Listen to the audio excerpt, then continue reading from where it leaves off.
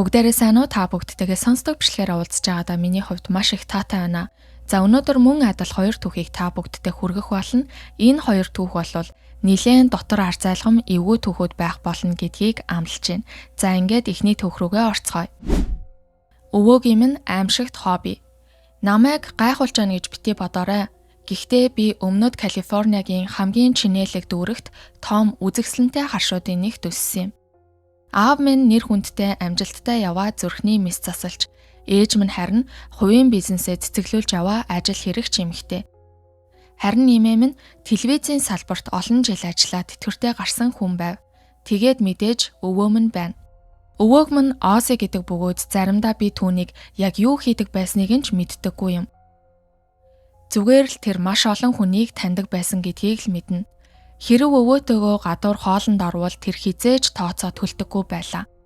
Диснейленд ороход хүртэл бидэнд ямар ч албан ёсны тусгай тасалбар байхгүй атлаа бүхэл очрыг алгасаад орчихдог. Тэрч байтугай миний анхны машин болох цоо шин Mercedes-Benz-ийг нэг ч сент гаргалгүйгээр надад авч өгч билээ. Яг л хүн бүр түүнд ямар нэгэн байдлаар өртөө юм шиг санагддагсан. Магадгүй та үүнийг жинхэнэ хангалуун сайхан амьдрал гэж бодож байгаа байх. Тийм ээ, тодорхой хэмжээнд тийм байсан. Гэхдээ өвөөгөөс мөн нэг л жигтэй эвгүй зүйл үргэлж мэдрэгддэг байлаа. Өвөө өдрийн ихэнх цагийг өөрийнхөө шорон гэж нэрлэдэг өрөөндөө бүгэж өнгөрөөх туртай байв. Тэр өрөө рүү өвөө болон ааваас минь өөр хэн ч орох ирэхгүй. Заримдаа өвөө 1-2 найзаа дагуулад тийшээ орно. Гарч ирэхдээ өвөө минь ихэвчлэн хөлсөн цовчгсон, гэхдээ маш тайван инээмсэглсээр гарч ирдэгсэн. Харин дагуулж орсон найзууд нь тэр өрөөнөөс буцаж гарч ирэхийг би ганц ч удаа харж байгаагүй юм. Нэг удаа би энэ тухай асуухад тэр зүгээр л толгойг минь нэлж хацрыг минь үнсээд нэг л өдөр чи гэр бүлийнхаа бизнест хөл тавих болноо хонгор минь.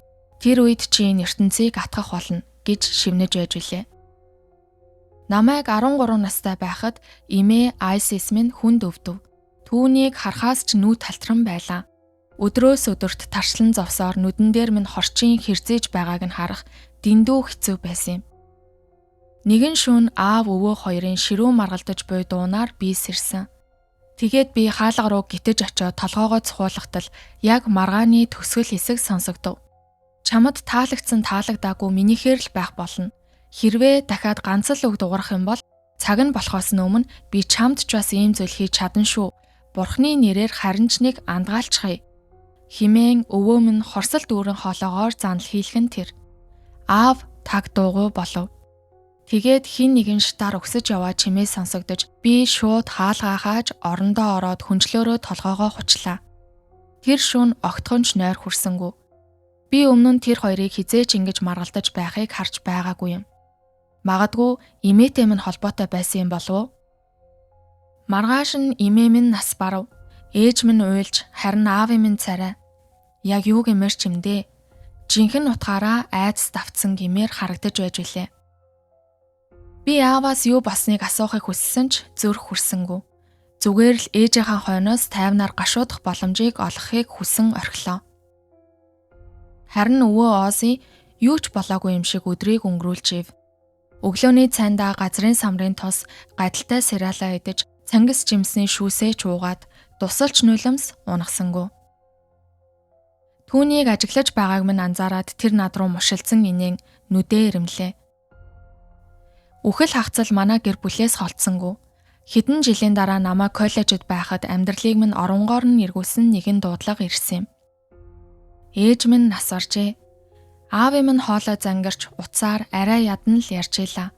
Тэрээр бүр мөсөн нуран унж байгаа мэт гашуудан шаналж байв. Ингээд би аавтайгаа хамт байхаар сургуулаасаа чөлөө аваад гэр рүүгээ явлаа. Хэд хоногийн дараа бид ээжийг хөдөөлүүлж, аав минь харин өрөөндөө бүгэж гадаад ертөнцөөс өөрийгөө тусгаарлсан юм. Ингээд би өвөөтэйгөө хоёулахнаа үлдлээ. Өвөөгийн минь шарлсан нүдэн тодрох тэрнийг яоцгүй харц надад огтхонч таалагдсангүй. Шорон гих өрөөнөөсөө гарч ирэхээрээ тэрээр өөрийн дуртай сандал дээрээ суун ном уншиж өдрийг өнгөрөөнө. Бусад үед намайг уцаа оролдож байхад эсвэл унтсан дөр хэсгэн буудан дээр хэвтэж байх үед илт ширтэн суудаг байсан юм. Нэг өдөр бид хоёр өглөөний цайгаа ууж байхад тэр ийм зүйл болсонд үнэхээр харамсалтай байна. Би ээжийг чинь хүндэлдэг байсан ч тэр хил хязгаараа мэдээгүй юм. Би энэ тухай аавд чинь эртнээс сануулсан шүү дээ гэж хэлв. Би халбгаа алдчихгүй тулд байдаг чадлаараа атгачээлаа. Та юу хэлэх гээд байгаа юм бэ? Ээжийн үхэлд та ямар нэгэн байдлаар холбоотой юм уу гэж асуув. Өвөө нүдээж тайлруулалгүйгээр над руу ширтсэн хэвээр тэр үхээгүй. Тэр одоо ч бидэнтэй хамт байгаа гэж хэлсэн юм. Дараа нь өвөөг гэрээс гараад явах үед аав өрөөнөөсөө нэг юм цохиулаа. Тэр хухай цайж илт жин хасжээ. Нүд нь хонхоож улайсан байх ба үсэн сэгсэж арцаачихсан байлаа. Тэр өрөөний нөгөө тал зогсоод намайг хэдэн секунд зүгээр л ширтсэн. Надтай цуг яваач даана. Би чамд нэг зүйл үзүүлэх хэрэгтэй байна гэж тэр хэлв. Би мэдээж эргэлзчихлээ. Юу үзүүлэх гэсэн юм аав? Гэхэд тэр чи үннийг мэдэх ёстой. Би яагаад өвөөг чинь алах гэж байгааг чи мэдэх ёстой гэж хэлсэн. Тэгээд түүний дууны өнгнөөс энэ бүхэн тоглоом биш гэдгийг би ойлголоо. Дараа нь би алгуурхан босож аавыгаа даган өвөөгийн шорон гэд байх нөгөө өрөө рүү явлаа. Аав хаалганы бариулаас атхан удаанаар эргүүлв. Тэр хаалга үнэндээ онгорхой байдаг байж.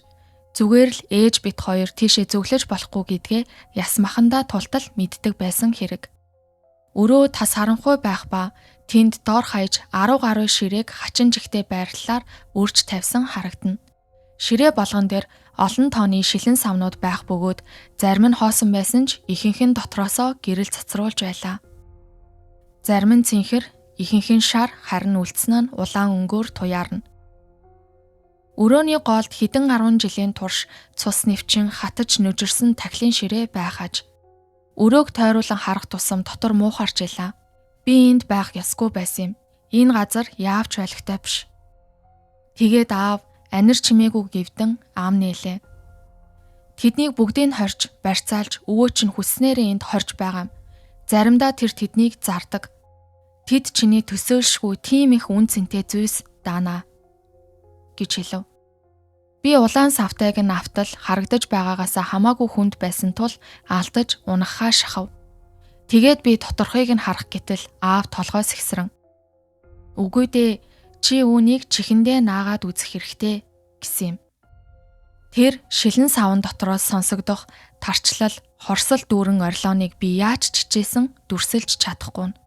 Тэгээд би айсандаа тэрийг бараг л шижчих шахав. Яаран ширээн дээр буцаж тавиад ухар зогслоо. Аав гэхээс өөрөөр би юу ч дугарч чадсангүй. Нүдэндээ ч чихэндээ ч итгэж чадахгүй байлаа. Яаж ийм зүйл? Энэ бол сүнснүүд даана. Өвөөгийн чинь авахыг хүссэн хүмүүсийн сүнс. Эмээгийн чинь сүнс тэр байна. Тэнд ганцаараа байгаа нь. Өвөө чинь эмээг нь зүгээр явуулж чадаагүй болохоор энд хорсон хэрэг. Миний дотор мухаарч би шууд л огиулж эхлэв. Өвдгөө тулан зогсоод аавыг нуруунд дээр минь зөөлөн цохох хүртэл би үхтлээ бөөлдсөн юм. Тэр ээжиг чинь надаас нуучсан. Намайг түүний ажлыг залгамжлан үргэлжлүүлнэ гэж хэлэх хүртэл тэр ээжиг чинь суллахгүй. Удахгүй тэр чамайг ч бас энэ уламжлалыг үргэлжлүүл хэмээн шахаж эхэлнэ. Тийм учраас би хийх ёстой зүйлээ хийх болно. Чи зүгээр л өрөөндөө ороод юу ч сонссон хамаагүй битгий тоо гэж тэр хэлв. Ингээд би өрөөндөө ороод хичнээн зузаан хүнжил нүмерсэн ч огт дулаацахгүй орондоо чичрэн хэвтчихлаа. Цонхоор сарны гэрэл тусах бөгөөд би ээжигээ нэгэн шилэн бортгонд төгжигдээд хойд насандаа ч амар амгалан олж чадахгүй байгаагаар төсөөлөн хэвтлээ. Гинэд чанга дуу чимээ сонсогдов. Нөгөө тарчилж буй сонснуудын дуу юу гэж үү? Үгүй. Өвөө аав хоёрынх байсан юм. Хашгиран. Тэгснээ буун дуу тасхив. Дахиад нэг удаа буун дуу дугарлаа. Орондоо хөрвөн өрөөнийхөө хаалгыг ширтэх зуур нулимс хацрыг минь даган урсчихлаа. Хин нэгэн шатаар өгсөн ирж байна. Миний өрөөний хажуугаар өнгөрч алхаа нь холтсоор чимээгүй болов. Гэр наамгүй. Тэр мөчөөс хойш би өрөөнөөсөө гараагүй. Доор галтгооны шалан дээр хинийхэн цогцос хэвтэж байгааг мөн тэдний сүнс чөлөөлөгдөж чадсан эсхийг харахаас ч би үхтлээ айж байна гэсэн ийм түүх байлаа. За дараачийн түүх. Өвөөгийн хувийн өрөө рүү хизээж бүү шагаа. Биднийг өсөж торнож байх үед өвөө эмээ хоёр маань ганцхан л дүрм тавьдаг байсан. Тэр нь өвөөгийн хувийн өрөө рүү хизээж бүү шагаа гэх дүрм. Намайг 16 настай байхад эцэг эх маань намайг 1 сарын хугацаатай өвөө эмээгийнх рүү явуулсан юм. Би тэдний очилгүй олон жил болсон байсан. Эцэг эхтэйгээ таарамжгүй харилцаатай байсан тул тэд намайг бөглөө хөдөө газар очиж хэсэг хугацаанд байвал бидний хоорондын хурцтмал байдал намжих болов уу гэж бодсон хэрэг. Гэхдээ үнэндээ бол тэд зүгээр л надаас хэсэг хугацаанд хол байхыг хүссэн байх гэж би боддог. Ямар ч тааж бөглөө хөдөө нутаг руу явсан тэр аялал миний амьдралыг үүрт өөрчилсөн юм. Гэхдээ миний төсөөлж байснаас хамаагүй аимшигтайгаар "Баяртай хонгор минь, томото агаарай" гэж ээж маань тоос манарган дохих зураа цонхоороо гараад аллав. Баярлаж хөөрсөн сэтгэлээ ядаж жаахан дараасаа үлээ бурхан минь гэж би амандаа өглөөд инээмсэглэн зогсох өвөө эмээр үгээ эргэж харлаа. "Оо Стивен, чамайг ирсэнд бид үнэхээр их баяртай байна" гэж эмээ минь над руу инээмсэглэв. Түүний илгэсэг дотн байдал нь хэнийг ч өөртөө татах увдстайсан. Харин өвөө минь эхлээд юу ч хэлсэнгүй. Тэр зүгээр л том бадруун гараа мөрөн дээр минь тавиад "Түүний зөв, манад бараг зочин ирээд байдаггүй юм" гэлээ. Би бол дотроо бухимдан хашгирч байсан ч тэдэн рүү харан инээмсэглэж "Би ч бас ирсэндээ баяртай байна" гэж худал хэлж орхив. Эмээ минь "За ийшээ орцгоё, би өрөөгч нь үзүүлье" гэсээр намайг дотогш орууллаа. Ингээд эмээ минь намайг ганцааран минь орхих үед би утас руугаа ухас хийлээ. Гэвч харамсалтай нь ямар ч сүлжээ байсангүй.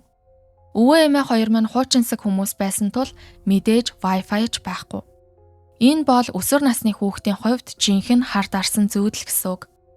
"Өвөө" гэж би шатаар пижигнэн бууж байхдаа дуудлаа. Тэрээр үгийн сүлжээ бөглөж байсан бөгөөд үндийн над руу хараад толгой тохив. Өвөө минь тиймч нийтж хөмшөлтэй.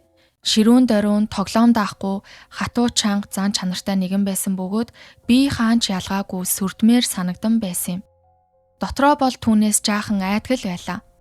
Би шал тэнийг юм асуух гэж байгаагаа мэдэж байсан ч "Нөгөө энд интернет байгаа юу?" гэж асуулаа. Тэр намайг хэсэг ажигласнаа. Эртний олдуур гэлтэй нэгэн дэлгэц рүү толгой тохиод "Байгаа нь л энэ ань. Үүнд чи интернет холболт байхгүй дээ" гэлээ. Дотор пал хийгээд явчихав. Энэ зунж дэндүү аимшигтай удаан үргэлжлэхэндээ гэсэн таагүй совин төрөв. Нөгөөдөр нь би байшингийнхаа зойрны хэсгийг сонирхохоор шийдлээ. Зойр бол энэ байшингийн хамгийн зөвүүн хэсэг байв.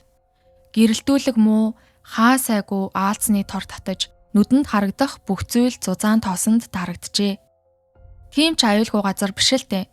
Гэхдээ надад өөр хийх зүйл үнэхээр олдохгүй байсан юм.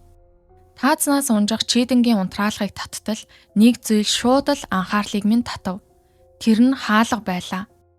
Зойрны мухарт байх ганц модон хаалга. Гайхмаар нь тэр хаалган дээр нэгэн зурвас хадаатай байсан юм. Орж болохгүй. "Өвөө" гих зурвас. Энэ бол мэдээж надад анхааруулсан зурвас болох нь тодорхой. Гэвч энэ бичиг миний сонирхлыг улам ихээр өдөөж орхив. Би үлмий дээрээ гисээр хаалга руу дөхөж очлоо. Ямар нэгэн хууль бус зүйл хийх гэж байгаа мэт. Эсвэл буцааж боломгүй аюултай алхам хийх гэж байгаа мэт мэдрэмж төрнө. Тэрхүү мэдрэмж хамаг биеийг минь гжигдэж орхилоо. Хаалганы дэргэд ирэхэд зүрх минь амаар гарах нүг гэлтэй хүчтэй цохилжээ. Би гүнзгий амьсгаа аваад хаалганы бариул руу гараа сунган мушигтал цоочтой байлаа. Ингэхэд байсан юм аа. Миний бүх догтлол сандрал замхарч өөр тишээ явж өөмүүлэхээр ирэхтэл бие минь байсан газраа таг хөшчихлөө. Хин нэгэн замыг минь хаагаад зогсжээв. Түүнийг хэн болохыг таних мөчөд царай минь цонхиж цайлаа. Өвөө байсан юм. "Чи энд юу хийж байгаа юм?" гэлээ. Мэдээж асуулт биш байв. Би зүгээр л эргэн тойрноо сонирхож ийсэн юм аа гэж хэлээд сулхан инээх аядав. Өвөө над руу муухай харан аврах том биеэрээ миний дээрээс сүйдэрлэн зогсно. Тэр хэсэг дуугуу зогсноо эцэст нь ам нээлээ. "Гар. Би чамайг энд дахиж харахыг хүсэхгүй байна шүү" гэж хэллээ. Би ч хариуд нь "За ойлголоо" гэж хэлээд гялсхан түүний хажуугаар тойрон гарч дээшээ гүйлээ. Түүний хорсолтой харц намайг дээш гаран гартал араас минь ширтсээр байсныг би мэдэрч ийсэн юм. Тэр хаалганы цаана яг юу байсныг үнэхээр мэдмээр байлаа. Өвөө надад харуулахыг хүсэхгүй байгаа нь ямар нэгэн зүйл нууж байгаа гэсэн үг. Гэхдээ дөнгөж сая баригдчихад дахиж тийшээ зүглэх нь арай л эрсдэлтэй юм. Тийм эрсдэл гаргаж хэрхэвч болохгүй. Өвөөг дэлгүүр явтал хүлээж агаад дараа нь очиж үзэхээр шийдэв. Гэвч ийм боломж миний төсөөлж байснаас эрт ирнэ гэдгийг би мэдсэнгүй. Тэр шөнө би гинтэл сэрж бие засгаар явлаа. Нойрмоглон орноосоо босож ажлаа амжуулчаад галтогоо руу орж аяг усуув. Усууч дуусаад өвөө эмээ хоёрыг сэрээхгүй тулд маш болгоомжтой гитэж өрөөрөөгөө явж байтал яг тэр мөчөд нэг зүйл сонсогдох нь тэр. Байшингийн доод гүнээс хин нэгэн зөөлхөн хөдөлж хувцсан ямар нэгэн зүйлд шүргэх чимээ сонсогдно. Би яагаад буцаад орондоо ороагүйгээ мэдэхгүй юм. Ямар ч байсан харанхуйд харагдахгүй гिचэн шатны дээд талд суугаад чимээгүй хүлээлээ. Гэтэл хин нэгэн ирж байгаа мэт хүний хүнд алхах чимээ сонсогдон өвөөгийн минь сүүдэр үзэгдлээ. Тэр намайг тэнд нуугдаад сууж байгааг мэдчихүү гэлтэй гал тогоонд хэсэг зогсож чимээ чагнах нь тэр. Эхэндээ баригдлаа л гэж бодсон. Ашгүй цааш явлаа. Тэр доор юу хийжсэн бол? Хэрэгт дуртай өсвөр насны хүүхдэл болсон хойно мэдхээр шийдлээ. Хаалга зуурч дуурн нээгдэж байгаа нь сонсогдоход дотор минь пал хийв. Өвөө зойр руу яваад орчихлоо. Тэр мэдээж нөгөө нууц өрөөрүүгээ явж байгаа нь тодорхой. Дотор минь лугшиж чихэнд минь зүрхний минь цохилт тодхон сонсогдно. Тэгээ шатаар доош чимээгүй гихчин буулаа. Би шалны банзыг дугарахгүй гихчэн дуу орсон шатыг алгасан буусан. Тэгээд дунд нь хүрээд хэсэг зогсож ажиглав. Өвөө тэр нууц өрөөний эсрэг талд зогсжээ. Тэр хан налуулан тавьсан хуучин тоост орсон зургийн араас нэгэн түлхүүр гаргаж ирэв. Түлхүүрээр хаалгыг нээхэд өрөө гэрэлтхэн тэр. Яг тэр мөчөд миний зүрх амаар гарахаа шахсан. Би яг таг харсан гэж хэлж чадахгүй ч шалаар нэг час улаан цус үсэрсэн байхыг харсан гэдэгтээ бараг л бүрэн итгэлтэй байлаа. Сониуч зам минь намайг дотроос минь идэж би тэр өрөөнд юу байгааг заавал мэдэх ёстой л гэж бодогдчихив. Өвөө түлхүүрийн хаан нуудгийг би одоо мэддэг болсон ч шөнөөр очиж шалахаас дэндүү их айжлаа. Өмнө нь тэр намайг барьж авсан шүү дээ. Хэрв дахиад баригдвал юу болохыг төсөөлөхөөс ч айж байна. Хичнээн төвчээр алдаж байсан ч анх бодсноороо өвөөг дэлгүүр явахыг хүлээж агаад үзэхээр болов. Сүү аваад ирээ удахгүй ирнэ гэж тэр имээд бувтнан хилээд үлгүүрээс дэлгүүрээ шүүрэн авлаа. Одоо л миний боломж. Би уншиж байсан сонингоо тавиад зойрын хаалгыг аль болох чимээг өхөн нээлээ. Хаалга яламгүй зуурч дуурах тоолонд зүрх минь хүчтэй цохилно. Азар эмээгийн чих хатуу тул тэр анзаарсангүй. Би шатаар бараг л нисэх шахам доош буулаа. Тэгээд нөгөө зургийг урагшин налуулаад түлхүүрийг нь авч хаалга руу эргэлээ. Өвөөгийн хатсан анхааруулга яг байсан тэр байранда. Түлхүүрийг хийж эргүүлэхэд гар минь чичиржээ. Гэвч нүдний минь өмнө үзэгдэх тэр аимшигт дүр зурагт би өөрийгөө яагаад ч бэлдэж чадахгүй байсан юм. Шалаар нэг хатсан цус. Миний баруун талд төмөр ажлын ширээ байх бөгөөд түүн дээр хавтгай хошуутай байх, гар хөрөө, алх гэх мэт олон төрлийн багаж хэрэгслүүд өрөөстэй байв. Тэдгээрийн 90 мөн адил час улаан цуснд будагдан хатчихжээ. Өрөөний нөгөө буланд үйсэн самбар харагдана. Түүн дээр сургуу алга болсон хүмүүсийн тухай олон арван сонины хайчилбар, гэрэл зургуудыг хатчихсан байв. Харин миний зүүн талд тэрэл зүйлийг хараад би яг ухаан алтхаа шахсан. Өрөөний буланд шарлаж халтар болсон матрас байх бөгөөд дээр нь нэгэн цогцос хэвтжээ. Цогцосны нүх сүв болгоноос өтнүүд багшран гарч орж байхааж нүдэн нээлттэй ам нь хөшсөн чихтэй аимшигтайгаар ангайсан байлаа. Өмхийн үнэр хамар цоргион би хойшоо нэг алхлаа. Гэвч үүнээс доор юу байх билээ гэж бодон зогсдол ард минь чимээ сонсогдов. Удаанаар эргэн харвал өвөө минь гар буугаа над руу шагаачихсан зогсчихлаа. Би сулхан чичирсэн хоолоогоор "Өвөө, би таныг дэлгүүр явчихсан гэж бодсон" гэж арай ядан шивнэв. Төрөвчөө мартчихаж гэж тэр хэлээд над руу маш муухай харав. Би амьдралдаа тийм хорсол дүүрэн харж байгаагүй юм. Тэр санаа алдаж бидний дундах нам гүн байдлыг эвдлээ. Чи хитрхи их зүйл харчглаа хүмүн. Би ийм байдалд хүрэхийг хүсээгүй шүү. Гэхдээ чи надад өөр сонголт үлдээсэнгүү. Буун дуу тасхийн чихмэн дүлээрх шахав. Тэр мөчөд би юу ч мэдэрсэнгүү. Биеэр минь гүүх адреналин өвдөлтийг минь түр зуур мартагнуулсан байх. Гэвч доош хартал гар минь улаан цуснд будагдсан байгааг хараад дотор минь муухай оргив. Арнольд юу байсан бэ гэж имээ хашгирлаа. Юу ч чи зүгээр байж бай гэж өвөө минь хариу дуурав. Миний гайхширлыг төрүүлсэн зүйл бол имээ дахиж юу ч хэлсэнгүү. Тэр ер нь хэр их зүйлийг мэддэг байсан бол имээ чинь энэ тухай мэдвэл их л дургуйцах байх л та гэж тэр хэлээд өвөө бууга дахин цэнэглэн толгой руу минь чиглүүлэн. Гэхдээ тэр удахгүй зүгээр болчихон дөө. Яваанда гэж хэлв. Би зүгээр зогсоод буудуулахыг хүссэнгүү. Гинтхэн л өөрийгөө хамгаалах инстинктээрээ урагш ухсхийтэл дахиад нэг сум шанааны минь хажуугаар эсгэрэн өнгөрч хангинхан дуулдав. Би өвөөгөө хүчтэй түлхтэл тэр тэнцвэр алдан гуйвж буугаа алтлаа. Би ерөөсөө зогссонгүй. Шатаар дээш харайн гарч үүд рүү гүйж очиод үлгүүрээс өвөөгийн илүүдл хөөргийг шүүрэн авлаа. Түүний ачааны машин руу ам тавин гүйж байхад араас минь гүүх түүний хүн талхааны чимээ сонсогдчихэв. Нааша хүрээдэр химэн зойрноос хашгирах чимээнээр би аль болох хурдлахыг хичээлээ. Би гүүн гарч машины хаалгыг нээгээд жолоочийн суудалд суув. Яг машина хасаан хөдлөх мөчөд өвөө үүдэнд гарч ирээд дахин нэг удаа буудлаа. Зүүн талын тойл хагарахад би зөнгөрөө толгоогоо бүхийлэглэв. Өвөө дахиж буудсангүй. Намайг шорон замаар тоос манарган тэр байшингаас холдон холттол тэрээр өнөөх жигшмээр хүүтэн харцаараа араас минь ширцээр хоцорсон юм.